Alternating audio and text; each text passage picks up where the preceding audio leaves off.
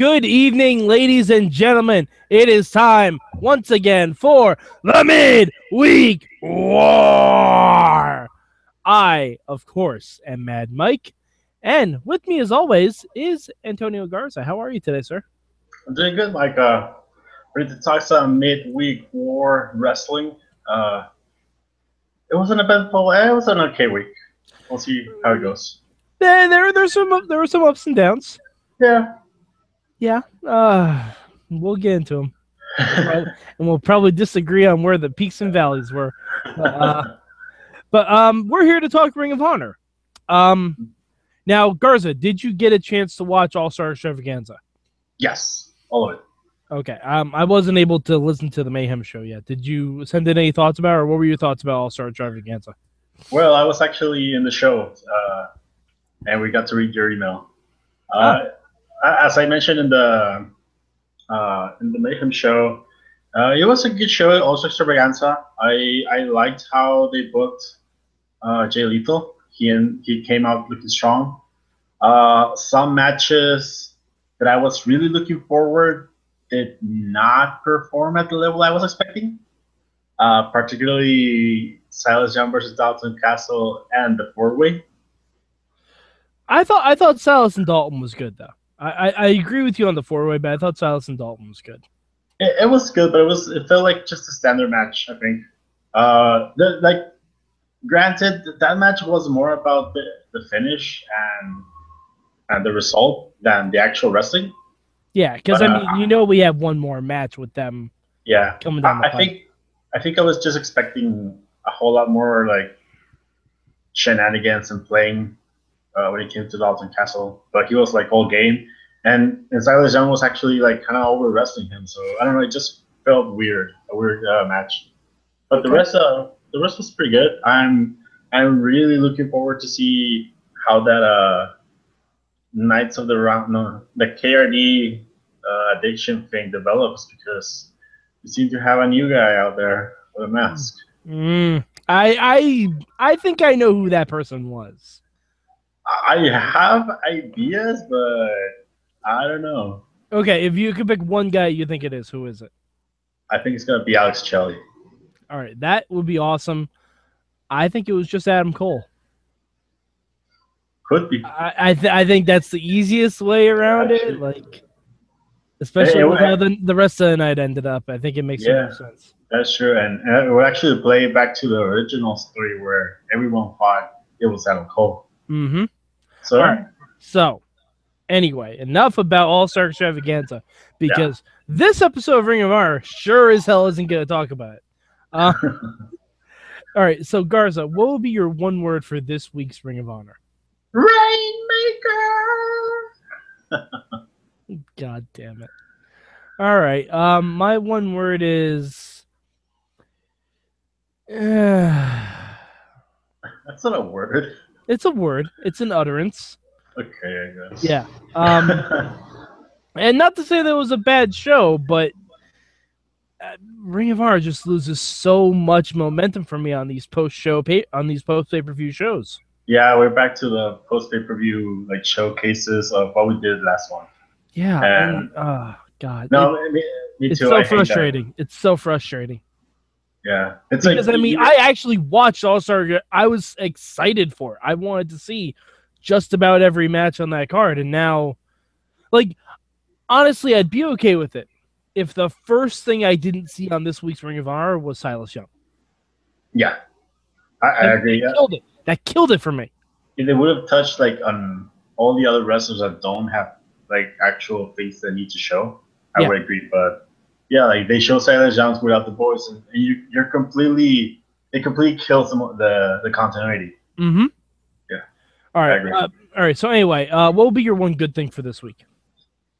My one good thing, well, Rainmaker.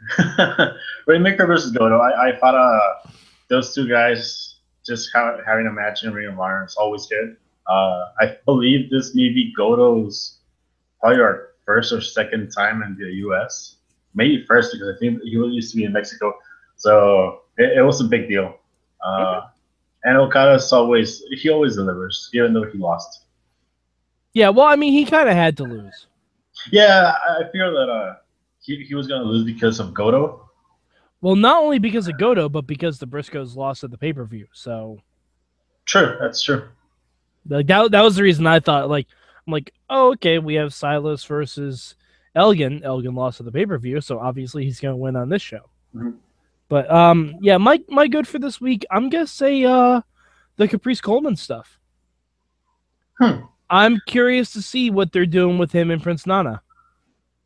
Yeah, this I will later touch on. It's not bad, but I want to talk about it. Well, I mean, you know me, I love the storyline progression. Yeah, That was the only bit of it we got this week. So I'm like, oh, good, that's something new for me to latch onto. So, you know, it's something that I can be excited about, because who doesn't love a mystery envelope?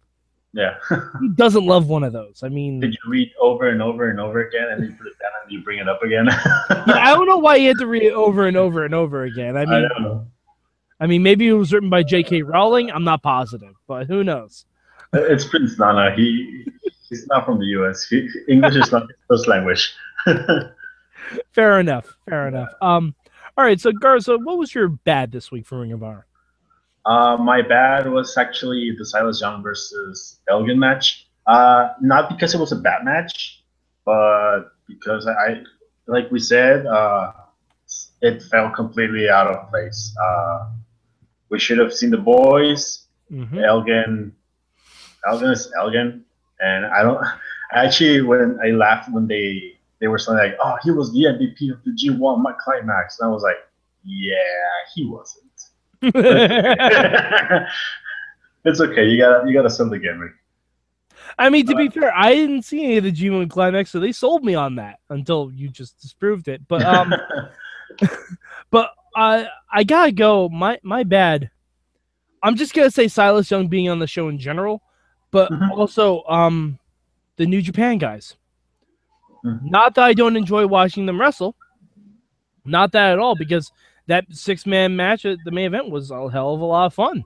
I enjoyed it greatly, but I feel like every single time we go back and have the New Japan guys come on, it derails the entire concept of Ring of Honor.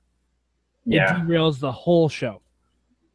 And I mean, because and that's great for house shows. Like, they get to see Goto versus Okada. That's awesome. You're running a television program at the same time, and you have to be mindful of that. Like, at least I understand they're trying to get people to buy the replay, but no one's going to buy the fucking replay at this point when you've had shows on afterwards. Like, well, when it comes to the replay, since they don't really spoil anything, like I can see the reason why. But like I agree that it just kills the momentum. It brings people that are not related. Like, I'm not opposed to having those matches, but it shouldn't be the majority of the show. Like, next show is just gonna be Cole Nakamura and Kushida versus Saito. So we're likely not gonna get any. Yeah, I'm not looking forward to next week's show. Yeah, any progression. I mean, it's gonna be amazing wrestling, but no progression. So, I mean, it's okay to have one match, but then make the other ones relevant. Yeah, especially because there was so much that happened at the pay-per-view.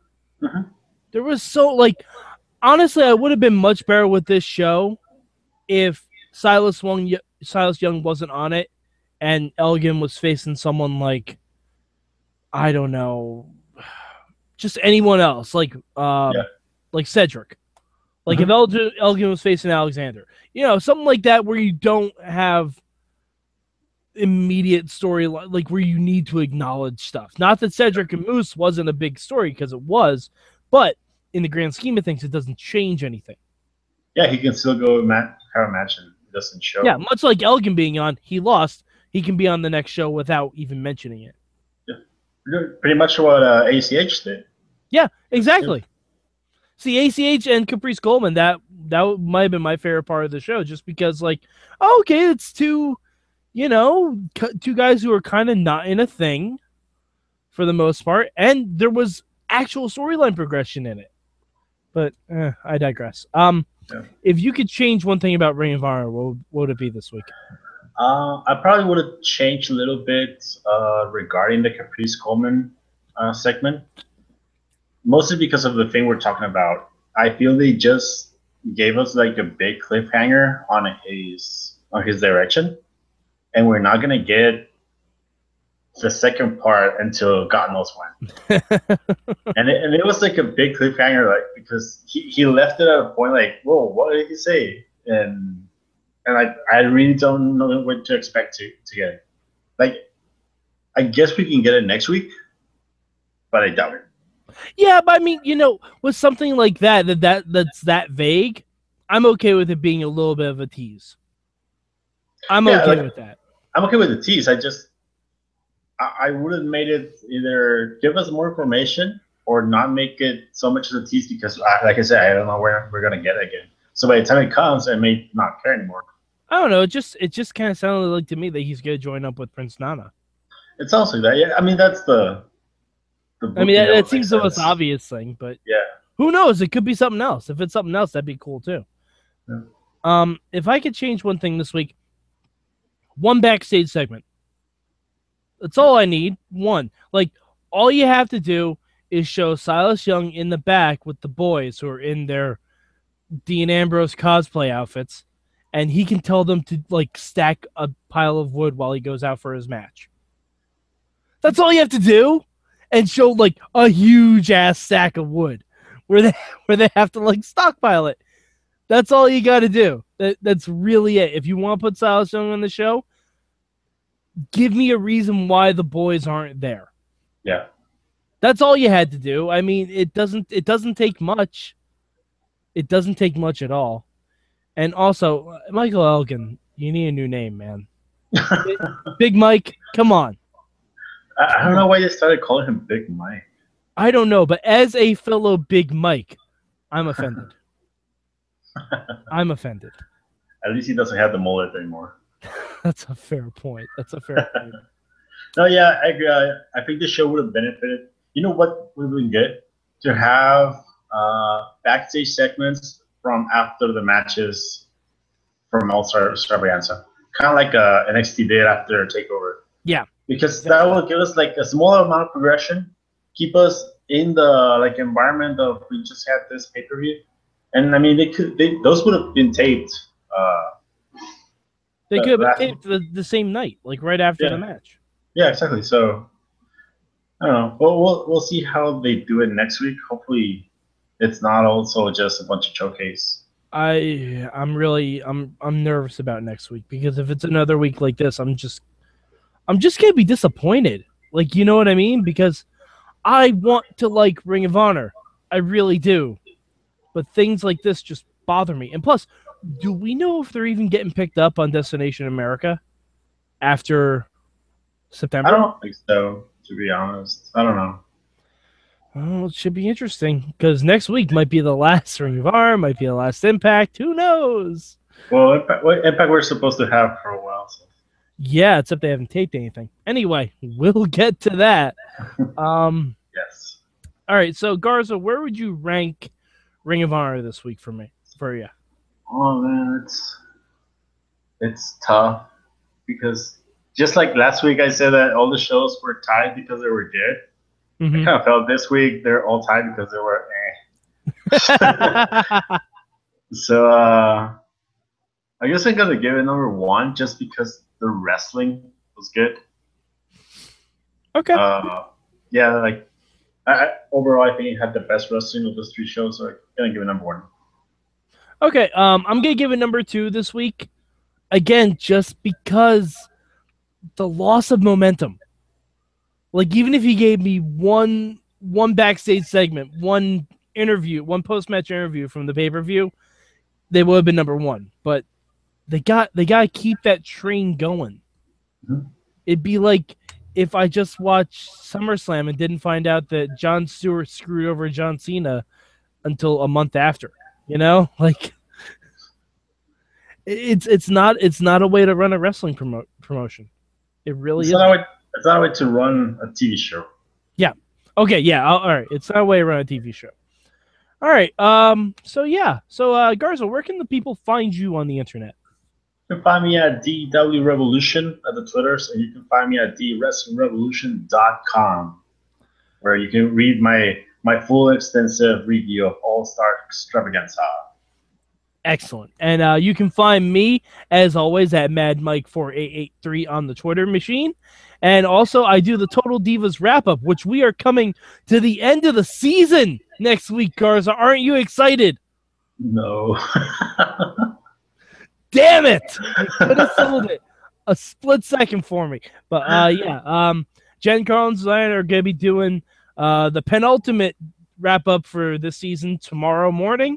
And next week we have the Total Divas season finale wrap up. So yeah, for Antonio Garza, I'm Mad Mike. Stay tuned to the other shows for this week on the Midweek War.